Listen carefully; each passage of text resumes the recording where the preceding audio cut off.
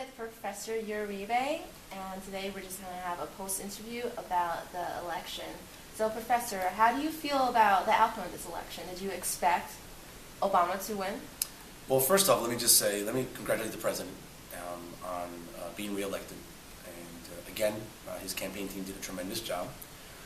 And that's where I'll leave it. That's where I'll leave the pleasantries. In terms of to your question, I was very surprised.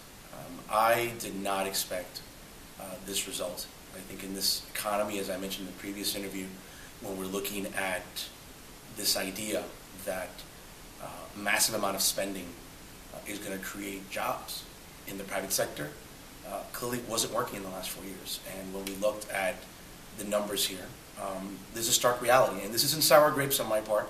I think it's about as astute and accurate an observation as I'm about to make. Clearly, the results on Tuesday showed that the amount of uninformed people in this country grossly outnumber the well-informed people. And that's not an arrogant or smug observation. I think it's a very accurate one. Now, if you think it is, then quite frankly, I mean, that's disingenuous and it's not intellectually honest. When we look at the numbers and we look at the voter breakdown, I mean, clearly those in this country that had some affinity to government dependency came out in droves for President Obama. Those that believe in the marketplace and believe in job creation, that government doesn't do that, came out for Governor Romney. That being said, what I would tell Obama supporters today is that now the mantra is you can no longer blame the predecessor.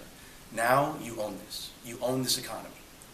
And by the end of 2016, or at least the summer of 2016, when the next presidential campaign begins for both parties, if we're not looking at unemployment below 5%, if we're not looking at gas prices being reduced, then what I would say to every Obama supporter today is that you own this economy, this is what you voted for, and this is the country that, quite frankly, you wanted. So now it's time to own it, and it's time to accept the realities that no longer is blaming the predecessor an acceptable, mandate. Now it's an economy that you own now and that you have to accept. And it's unfortunate that more people didn't do their homework this election. And quite frankly, it's disappointing.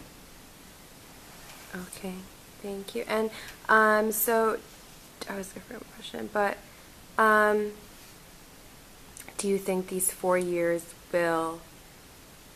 he will actually accomplish things? Because he's been saying that he needs 4 more years he said that he couldn't do everything in the past 4 years. So do you think he will actually accomplish everything in the 4 years to come? Well, I mean, he's going to have the same legislative presence with the Republican Party controlling the House and the Democrat Party controlling the Senate.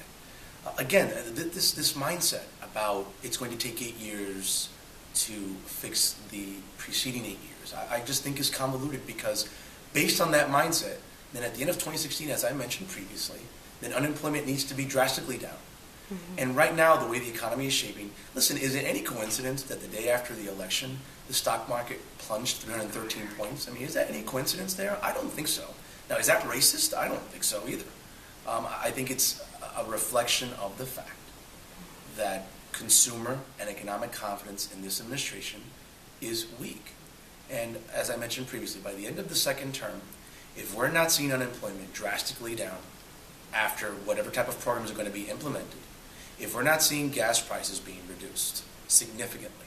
See, understand something. When we look at gas prices, especially in the wake of Hurricane Sandy, when we saw incidents of price gouging, when we saw a shortage of gasoline, understand that there's this philosophy that we need to get away from gas and oil. And, the reality is that a large portion of our economy functions on oil, whether it's transportation, the goods of services either through cargo, via airplanes, or even on land.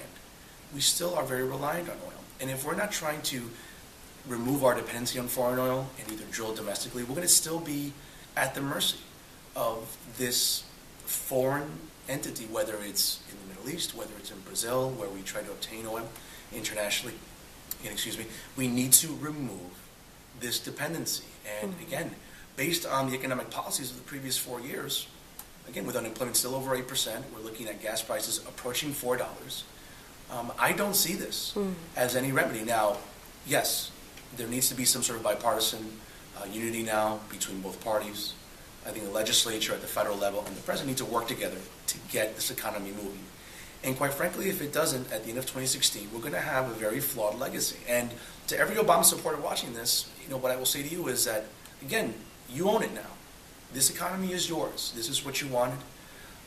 The idea of massive spending and the idea of not trying to invest more in domestic drilling to reduce our dependency on oil is going to be an indictment of this administration. So we're going to see. Again, I'm certainly open-minded. I'm hopeful that the country progresses. I'm hopeful that the country improves. I mean, I'm not a partisan political ideologue. Again, I'm an American first, and I'm looking at people and not political parties.